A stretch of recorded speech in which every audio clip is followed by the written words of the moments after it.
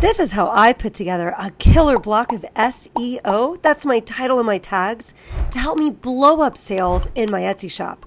Watch closely because this is something that helped me go from a struggling Etsy shop owner to a 6-figure print-on-demand full-time Etsy seller. So what is it that I'm doing that you might not be doing just yet? Your next block of SEO could be the one that opens the floodgates of cha-chings into your Etsy shop. Or if you're ignoring these key concepts surrounding SEO, all of your efforts on Etsy could become a waste of time. But what makes a killer block of SEO? The best blocks of SEO, in my experience, keep these 5 concepts at top of mind, and I'm going to walk you through all of them. First up, we're going to talk about what exactly is SEO and where is it located in your listing so that you can best utilize it. Etsy is based on query matching. It's a search engine. So when someone comes to the Etsy platform, they go to that little search bar at the top and they search up what they're looking for. Let's say they're putting in the search bar, funny teacher shirts. Etsy then quickly starts looking through all of the items cataloged on Etsy that have SEO. That stands for search engine optimization. And it's basically the titles and the tags, the words that we've attached to our listings. Etsy starts looking for listings that say funny and teacher and shirts. It doesn't have to be an exact match. But if it is, your listing does have a chance to move up and be found in search results a little bit higher than if it wasn't an exact match. But don't get too bogged down with this thought because it might become pretty stressful for you to always be thinking about, oh no, what exactly is that customer most likely to type in? In some of the later concepts we're going to chat about, you'll realize why you don't have to get too concerned about this. So there's actually 5 places we're able to attach our phrases, our words that help Etsy understand our listings. As I mentioned, that's your title and your tags, and it's also in your categories, your attributes, and toward the top of your item descriptions. But some of these spots are way more impactful than others. So let's chat about the 2 most impactful spots first, and that is your title and your tags. You get exactly 140 characters for your title. You can actually see a little bit of the title right under your listing in search results. And when someone clicks in, then we can see the entire title that you attached to your listing. The entire title is quite important, and you do want to use it to the best of your ability to catch as many relevant shoppers as you can. And we'll get more into that in just a bit. But the very beginning of that title, the part that's visible to customers right under your listing, is even more important than the rest of it. So you want to put your most relevant, the phrase that describes your item the very, very best right up front. Then you get 13 tags, and I like to fill my tags up with 2 to 3 words each. These are a little bit more hidden in your shop than your title is as far as customers seeing them, but they're very important just the same. Because Etsy is using them to understand your listing and to match them in front of people during that query matching phase when the customer is coming in and typing in something like funny teacher shirts. Now we're going to talk about 3 other places where Etsy is pulling your phrases, your SEO. And the most important one is categories, but I'd say it's not as important as the title and the tags. The title and the tags are really the stars here. But there's something I want to mention about categories that I always do. Here's the category section in our listing, and we're going to do a shirt. So we're going to type shirt in here, and we have several options that we could choose from. I'm going to go with tops and tees for a second.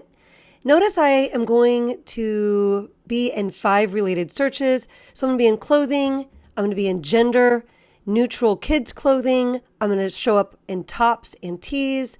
I'm going to show up if someone's typing in words like boys and clothing or girls and clothing. And if you're doing kids items like maybe a toddler shirt or something like that, this might be a good one for you. But let's go back up and see if we can find ourselves in some more searches. So I'm going to put sweatshirts this time. Notice here I'm actually in 6 related categories. So I'll show up in search results when someone puts the word clothing in, gender neutral adult clothing, hoodies and sweatshirts, men's clothing, women's clothing. But this is probably not a good match if I'm doing Bella Canvas shirt. I'll show you the one I usually go with, which is this one right here. Clothing, gender neutral adult clothing, tops and tees, t-shirts. I'm in 7 related categories, men's clothing, women's clothing, and another one that we're not seeing here. So this is the one that's the biggest bang for my buck. And if it's going to match your items and it's relevant, then it's great. Again, if you're doing like a kid's item, that other one specifically would make more sense. But for a lot of this is probably going to make a lot of sense, this one. So that is to say, when you're choosing your category, try to choose the one that is the most relevant, but also makes you eligible for the most search terms. And so the shirt one that I chose makes me eligible for 7 different phrases. And if you're thinking, well, who's going to put in gender neutral, blah, blah, blah, whatever that title was, remember, it doesn't have to be an exact match, but all of those words are now part of my SEO, or words that I can show up for in search results. They help Etsy understand what my listing is about. Keep in mind that the more searches that we can show up in, the more chances we have to have that listing do well. So the more variety we can add in terms of phrases and unique words to our listing, the better. That is, as long as they're all super duper relevant. Well, that's quick work choosing your category. The next place that Etsy's letting us give them a little information about our listing that's helping them match us up when someone is typing their query into the search bar is in the attributes section. Attributes are item details that define the characteristics of your products so buyers can more easily find you. So I usually choose the color, we'll go with black here, that is in the main mock-up photo of my listing photos. I don't usually choose a secondary color. I do not usually choose a size. The sustainability section doesn't really apply to my products, but it might to yours. So only if one of them is relevant, choose it. Most of us will probably be doing short sleeve or long sleeve if you're doing Bella Canvas or the Gildan 64,000 or the comfort colors like I do. Let's drop down the rest of these attributes here. For neckline, if you are doing one of the shirts I mentioned, I choose crew neck for this item. For clothing style, if I have like a rainbow type of design, I might choose boho or hippie, boho and hippie. Otherwise, I usually go with streetwear down toward the bottom. Next, we've got occasion. And with the occasion, I only choose one if it's super applicable, like super relevant. So let's say I have a dad shirt. I would not choose birthday simply because I was hoping someone would buy that shirt for a dad on a birthday.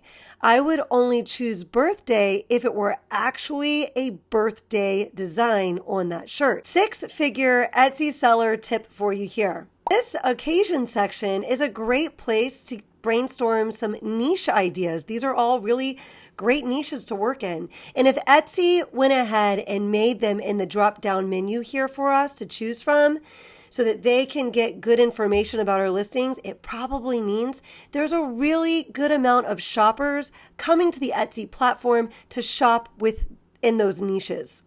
And hey guys, by the way, if you are looking for some extra guidance when it comes to selecting a niche, whether it be a holiday related niche or whether it be an evergreen niche, or if you're looking for guidance on how to niche down within a niche, or listing dates for each month, when you should be listing in your niches by, and what date you should have your items listed by, then you might be the type of person that's interested in the general niche calendar that I put together.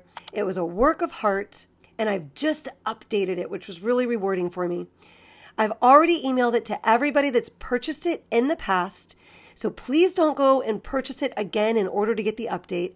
Not only did I update it, but I added a nearly 2-hour video resource that you'll also gain access to with all kinds of extra insider tips that I wanted to share with you.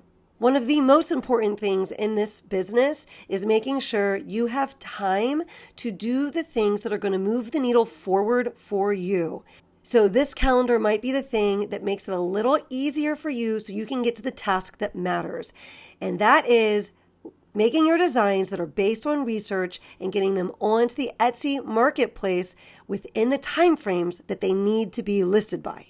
Also, if you do purchase it, you will be invited to a special session where we can come together, you can ask me questions, or you can give me some feedback about the calendar resource and the video so that I know what you'd like to see in the next update. Quick interruption to this video. It was supposed to go out the last week of January. So if you're watching this when this video comes out, it's the first week of February of 2025, and you might be thinking, well, gee, Shauna, I didn't even get a chance to pick up that calendar, and now I can't be at that special session. So just wanted to say the videos kind of got mixed up in the order that I intended for them to go out. And for that reason, I am extending that date out till Valentine's Day. So you have until February 14th. I think Tucker's excited about that. You have until February 14th to pick up that calendar and still be invited to that special session. Okay, back to the video. Next up, we've got the holiday. And again, we only want to do this if it's applicable. So you don't want to choose, let's say, Christmas because we're hoping someone's going to get that dad shirt from us, but Father's Day might make sense for that dad shirt, right? There's a great many times that I do not choose a holiday because my design just doesn't go with that. And again, I don't want to choose something like Christmas just because I'm hoping someone will pick it up as a Christmas present.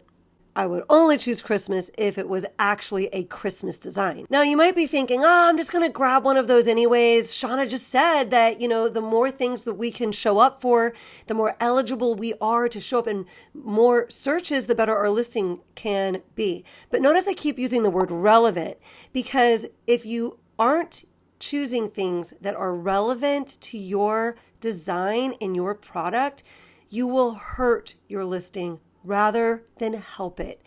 This is going to be covered more deeply in an upcoming concept in just a sec. And last for attributes, but not least, is the graphic that we get to choose when we are choosing a clothing category. We get to tell them what kind of graphic is on it. We've got tons of options here, and I'm always able to find one that works. So we'll go with humorous saying here. And the fifth place that Etsy tells us they are using to gain information about our listing and to help match us with potential customers is at the very top of our description. This spot doesn't seem to be as impactful. Sometimes I utilize this spot, other times I don't. You don't want to just copy your title and paste it at the top of your description. You might make a quick sentence, but please don't spend any amount of time on this. And if you're batching designs, which is how I'm able to accomplish my listing goals for the week, I'll leave that video linked right here and down below if you want to know more about that. Then hopefully you would just use that same sentence in that whole batch of designs, that same sentence that you put at the top of your description that's packed with some terms or phrases that you think describe your item really well. The second concept we're going to touch on here while talking about putting together our killer block of SEO that is going to blow up sales in our Etsy shops this year is relevancy. You've heard me use the word relevant a number of times since we started chatting today.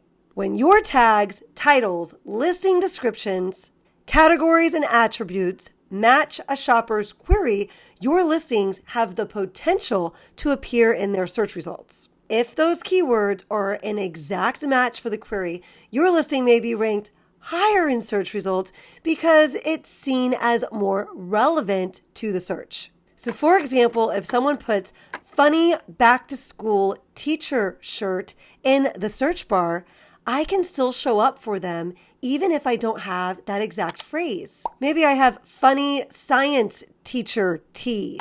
Etsy will pull the word funny from there. And maybe I have teacher tops and shirts. Etsy's going to pull the words teacher and shirts from that spot. And perhaps I have back to school somewhere else. Etsy's algorithm is smart enough to realize that I could still be a great match for that shopper. But if I'm an exact match, I'll be seen as a bit more relevant, and I might be able to pull up in search results a little bit higher, which just means that as that person is scrolling, they would see my item a little bit sooner. Maybe. So don't get too caught up in thinking too much about this. SEO, putting your title and your tags together, should be fast. It's not what should be taking you the most time. We'll get to that in just a second.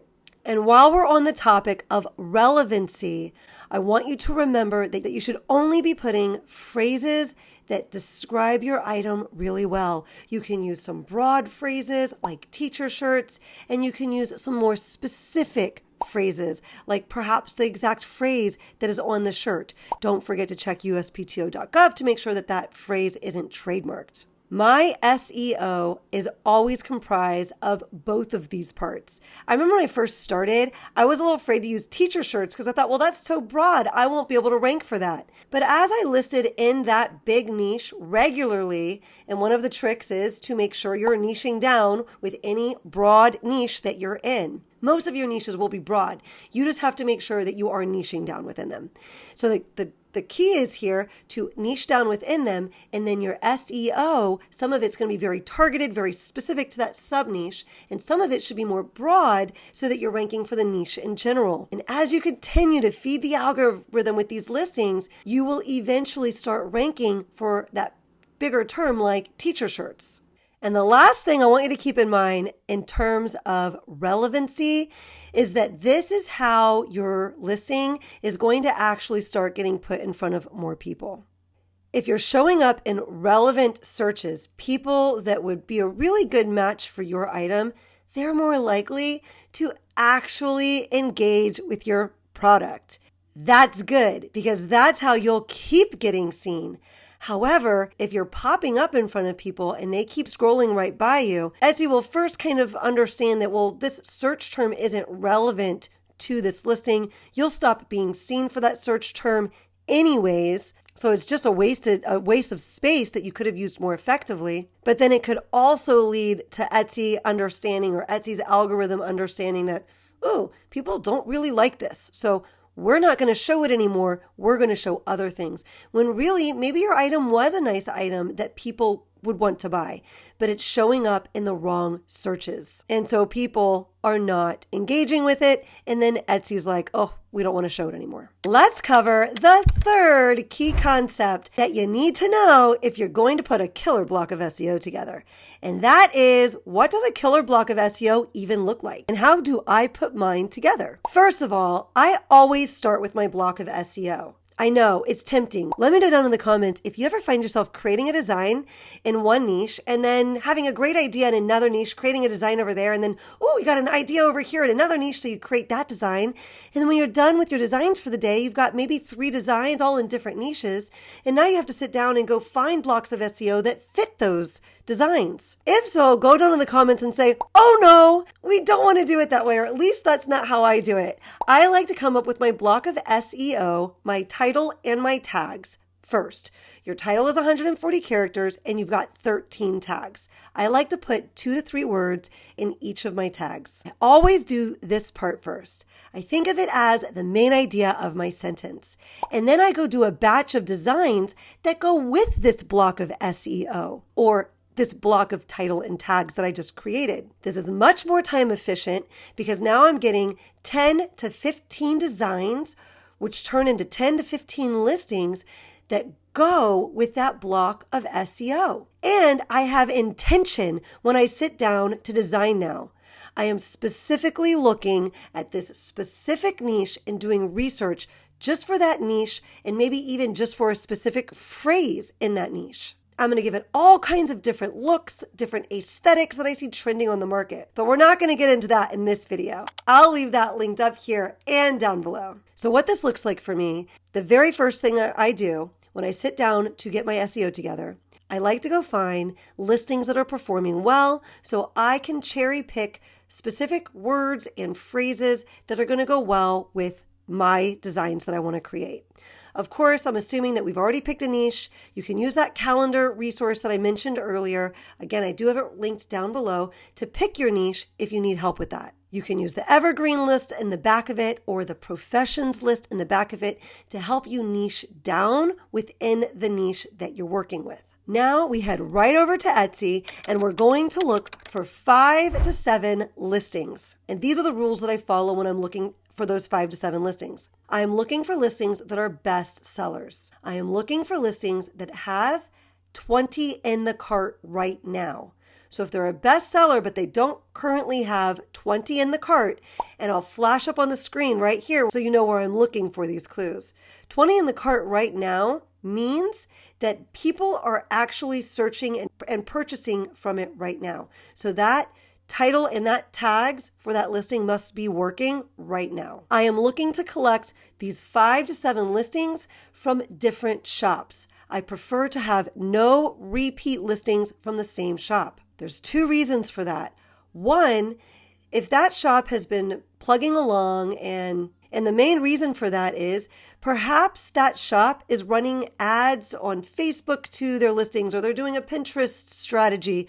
They're doing some kind of outside strategy that's helping their listings do well. I don't want to collect accidentally all of the listings that I'm looking at for my SEO with perhaps some other alternative thing happening. So my odds are better if I just collect these listings from different shops. I also love to find at least one of these listings from a smaller shop, and I use the reviews often to help me identify this.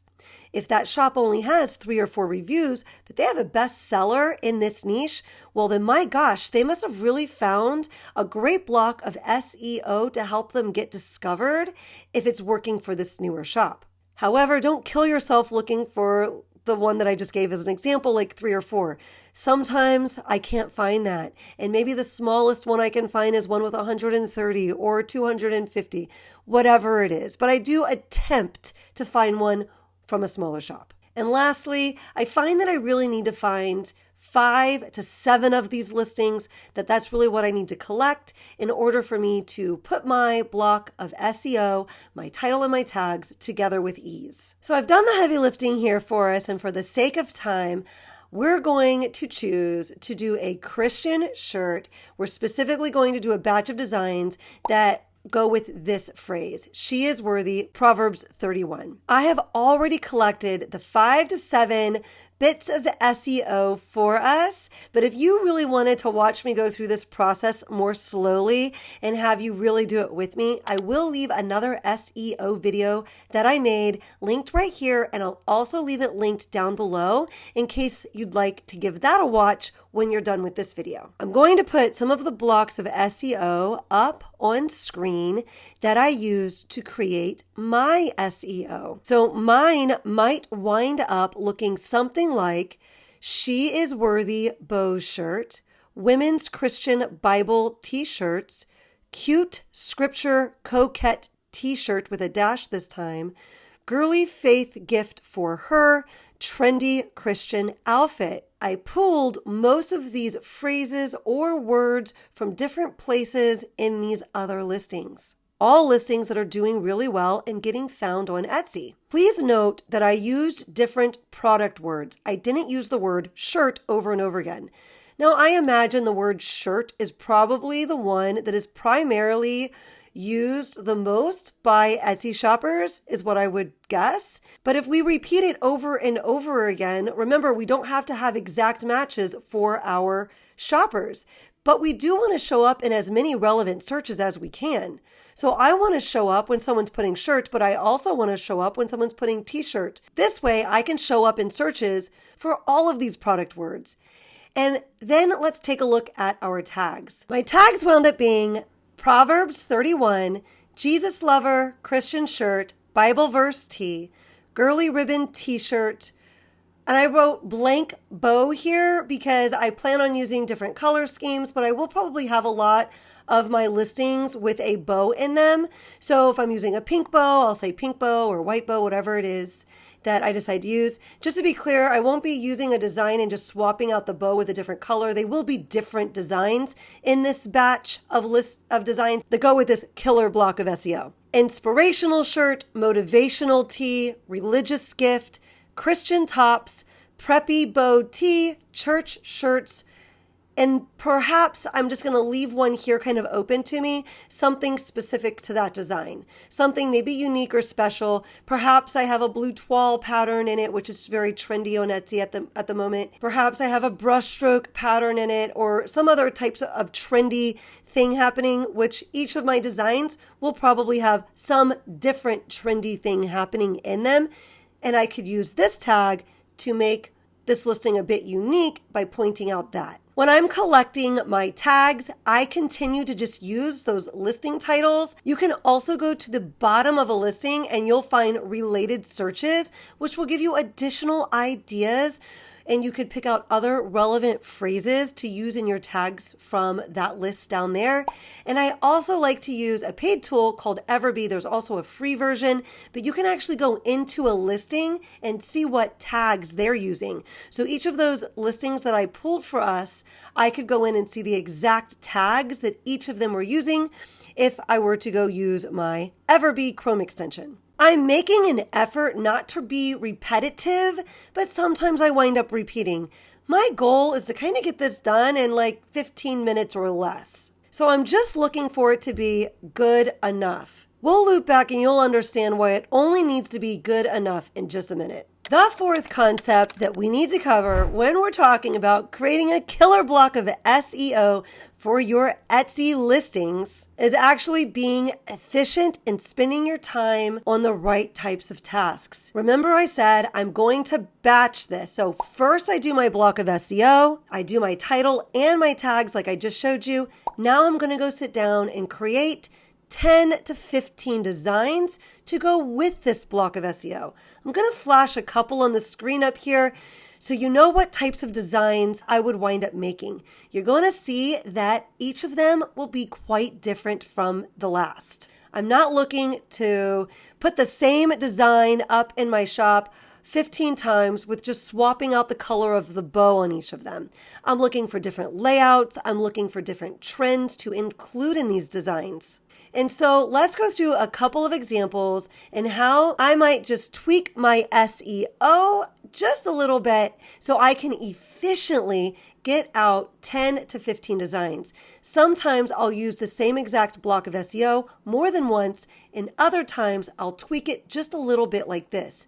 And this is how I can very efficiently get 2 or 3 batches of designs out every week, which might wind up being 20, 30, or even maybe 45 unique designs in my shop in just 2 or 3 niches for the week. So take a look at this listing here. I made it say she is worthy pink bow shirt. I changed this one slightly here, and now I said she is worthy leopard bow shirt. At the end, I made a little change because I didn't have enough characters to make it say trendy Christian tee instead of outfit. This one here I changed again a bit, and to go with this design, my SEO might look something like she is worthy cross shirt. Since I no longer have a bow, I have a cross. Women's Christian blue toile, because this pattern is blue toile and it's quite trendy on Etsy. And again, this one says trendy Christian T at the end since I needed more characters. The most important thing that we can do in our Etsy shops to move the needle forward and to get sales and to grow our shops, to scale our shops, is to do the thing that is actually going to impact it the most, which is to list designs that are based on research, that bring in trending elements, and to get enough of those out there consistently. And so it's not always that we need to find the fastest way to do a task. It's that we need to spend time doing the most important tasks. And so here we've gotten a quick way of putting our SEO together. That is, if you don't overthink it too much, and don't put too much pressure on yourself to get the perfect block of SEO, because the truth is your SEO just needs to be good enough. Etsy's really good at testing you out and getting you in front of the right people so they can get items sold. So let's just get that block of SEO together and then let's efficiently get those 10 to 15 designs out. Additionally, this is so effective because you shouldn't be doing one design here and then going to another niche and doing a design and then going to another niche and doing a design. We need to feed the algorithm so that Etsy understands that, oh, this shop makes items for this niche. And you don't have to stick with one niche. I don't do that. I have a general shop, but I do have certain niches that I feed all the time. And those are the ones that make me the most money. And that's because I've gotten good at those niches over time because I keep revisiting them. I keep putting a batch of those listings out. So I'm better at market research with those specific niches because I research them so often. But then I also have a chance to kind of get a fire going in my shop in that niche. And when we double down on things, Etsy understands that, oh, this person's been selling teacher shirts. This shop sells items that say teacher shirt in them. Ooh, we're going to put more of their listings out that say teacher shirt. You also get more repeat customers like this because you keep feeding more items to the algorithm that customer is likely to want to come back and get. And one of the ways that this SEO works is that everyone's first page of search results is not the same. Etsy knows your search history. So if you've purchased a shirt from someone in the past, if you type something into Etsy's search bar that matches that shop again in the future, that shop is more likely to get in front of your eyeballs and search results than another shop that you haven't purchased from before or haven't engaged with yet. And so when you do batches of designs and you keep revisiting that niche and you do another batch of designs for that niche, you're getting people engaging with at least a certain percentage of those designs that you're putting out. And then those individuals are likely to see your shop popping up in their search results again and again. And you become a shop, and little by little, you collect people where you're a first page ranker for them. Okay, so all of the concepts we have covered so far are really important, but this last one is going to be the most important. Now, before I get to this last one, if you are enjoying this content, it's like 7:30 at night. I've been at it all day. If you could just go down and boop the like button for me so I know that you actually appreciated this video and that I made the right decision by diving so deeply into this topic with you today.